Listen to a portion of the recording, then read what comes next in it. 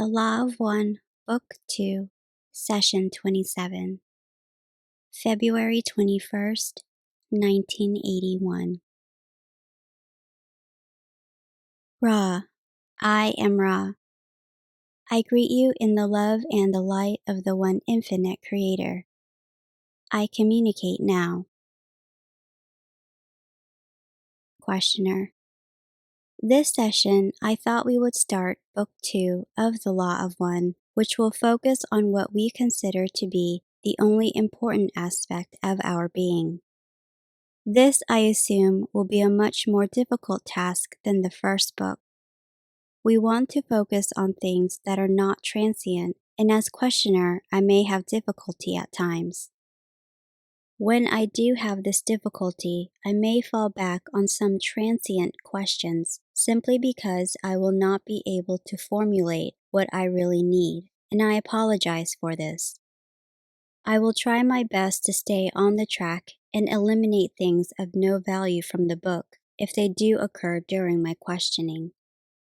The statement I will make to begin with is, in this density, we tend to focus our minds on some transient condition or activity with little regard to its value or use as an aid or a tool for growth and understanding of the true and undistorted essence of the creation of which we are an integral part. I will attempt by starting at the beginning of creation to establish an overview of ourselves in the creation, thereby arriving at a more informed viewpoint of what we consider to be reality. It is hoped that this will allow us to participate more effectively in the process of evolution.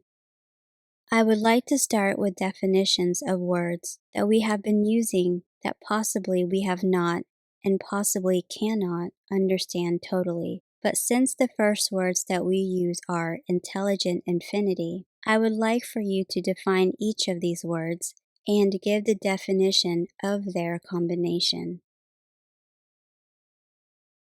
Ra, I am Ra. Your vibrations of mind complex indicate a query. However, your vibrational sound complex indicate a preference. Please restate. Questioner. Would you define the word intelligent in the context of intelligent infinity? Ra, I am Ra.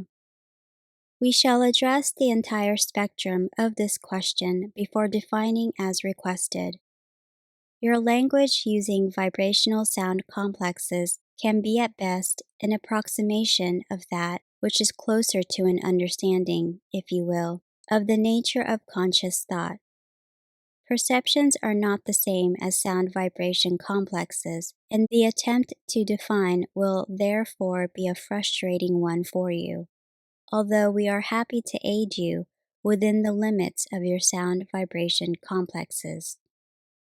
To define intelligent apart from infinity is difficult, for these two vibration complexes equal one concept.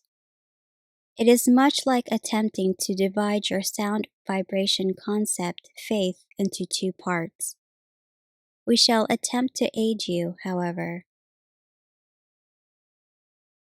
Questioner.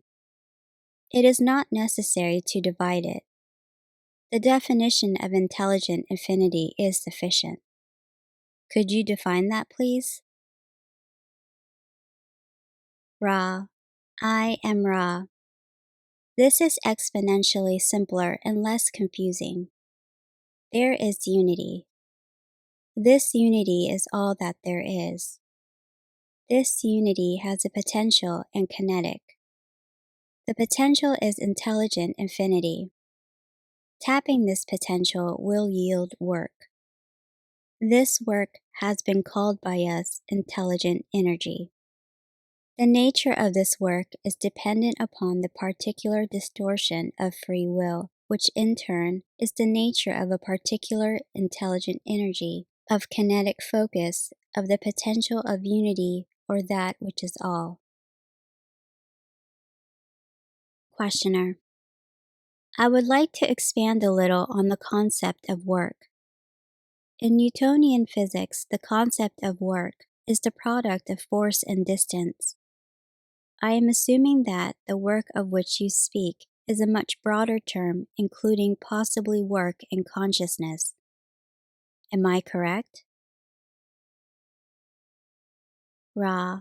I am Ra. As we use this term, it is universal in application.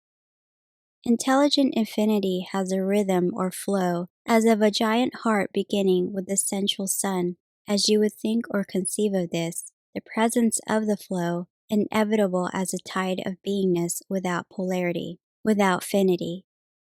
The vast and silent all beating outward, outward, focusing outward and inward until the focuses are complete. The intelligence or consciousness of foci have reached a state where their, shall we say, spiritual nature or mass calls them inward, inward, inward, until all is coalesced. This is the rhythm of reality as you spoke. Questioner.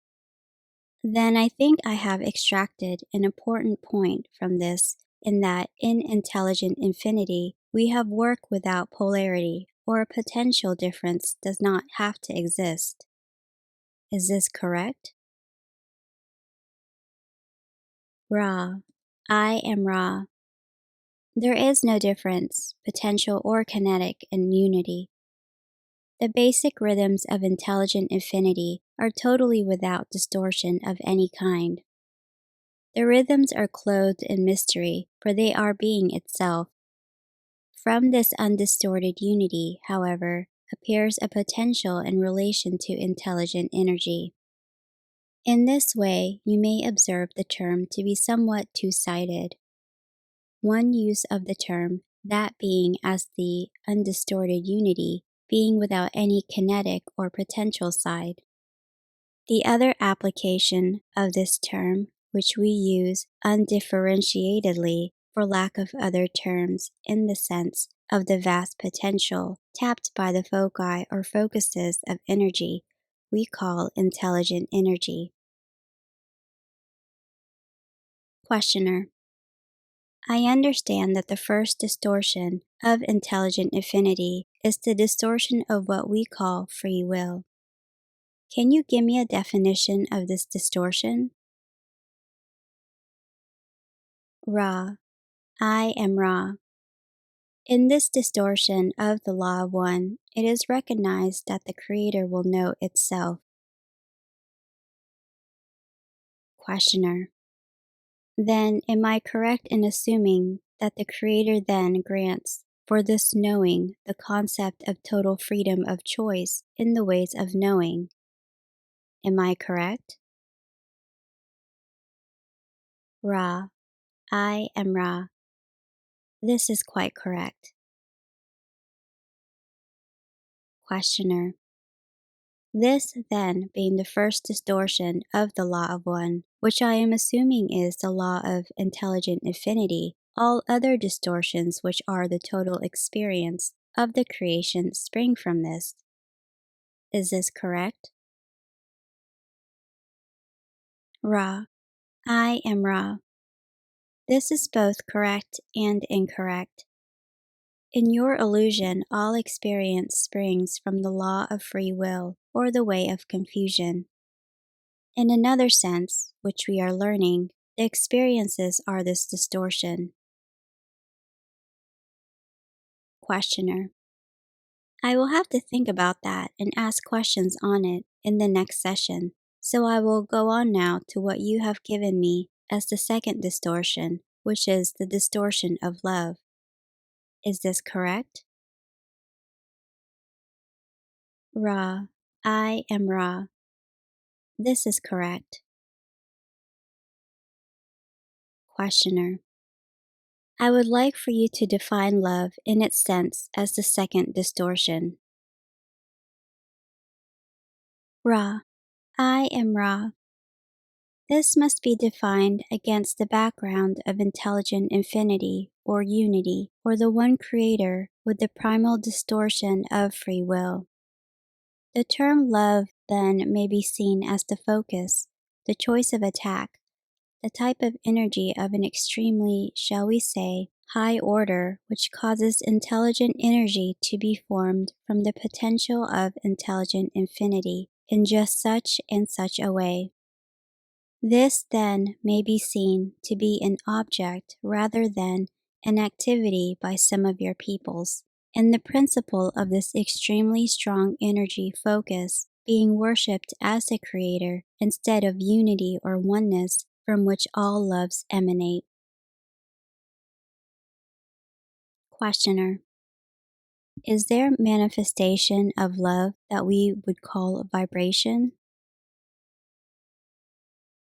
Ra, I am Ra. Again we reach semantic difficulties.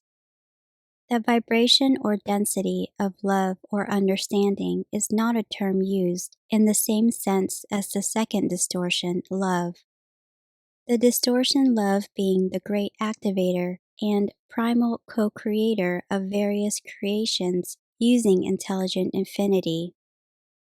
The vibration love being that density in which those who have learned to do an activity called loving without significant distortion then seek the ways of light or wisdom. Thus, in vibratory sense, love comes into light in the sense of the activity of unity in its free will. Love uses light and has the power to direct light in its distortions. Thus, vibratory complexes recapitulate in reverse the creation in its unity, thus showing the rhythm or flow of the great heartbeat, if you will use this analogy.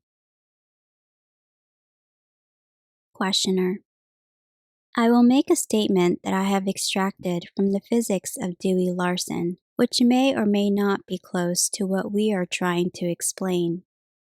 Larson states that all is motion which we can take as vibration, and that vibration is pure vibration and is not physical in any way or in any form or density. And the first product of that vibration is what we call the photon or particle of light.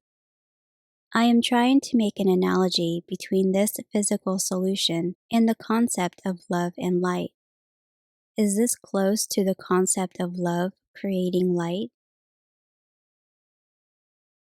Ra, I am Ra. You are correct. Questioner: then I will expand a bit more on this concept. We have the infinite vibration of love which can occur, I am assuming, at varying frequencies. I would assume that it begins at one basic frequency. Does this have any meaning? Ra, I am Ra. Each love, as you term the prime movers, comes from one frequency, if you wish to use this term. This frequency is unity. We would perhaps liken it rather to a strength than a frequency, this strength being infinite, the finite qualities being chosen by the particular nature of this primal movement. Questioner: then this vibration, which is, for lack of better understanding, pure motion, it is pure love. It is nothing that is yet condensed, shall we say, to form any type of density of illusion. This love then creates by this process of vibration a photon, as we call it, which is the basic particle of light. This photon then, by adding vibrations and rotation, further condenses into particles of the densities we experience. Is this correct? Ra, I am Ra. This is correct. Questioner: then this light which forms the densities has what we call color. This color is divided into 7 categories. Can you tell me if there is a reason or explanation for these categories of color? Ra, I am Ra. This will be the last complete question of this session, as this instrument is low on vital energy. We will answer briefly and then you may question further in subsequent sessions. The nature of the vibratory patterns of your universe is dependent upon the configurations placed upon the original material or light by the focus or love using its intelligent energy to create a certain pattern of illusions or densities in order to satisfy its own intelligent estimate of a method of knowing itself. Thus, the colors, as you call them, are as straight or narrow or necessary as is possible to express, given the will of love. There is further information which we shall be happy to share by answering your questions. However, we do not wish to deplete this instrument. Is there a short query necessary before we leave? Questioner: The only thing I need to know is if there is anything that we can do to make the instrument more comfortable or to help her or this contact. Ra: I am Ra. This instrument is slightly uncomfortable. Perhaps a simpler configuration of the body would be appropriate given the instrument's improving physical complex condition. I am Ra. You are conscientious in your endeavors. We shall be with you. We leave you now in the love and in the light of the one infinite Creator. Rejoice, therefore, in the power and the peace of the one infinite Creator. Adonai.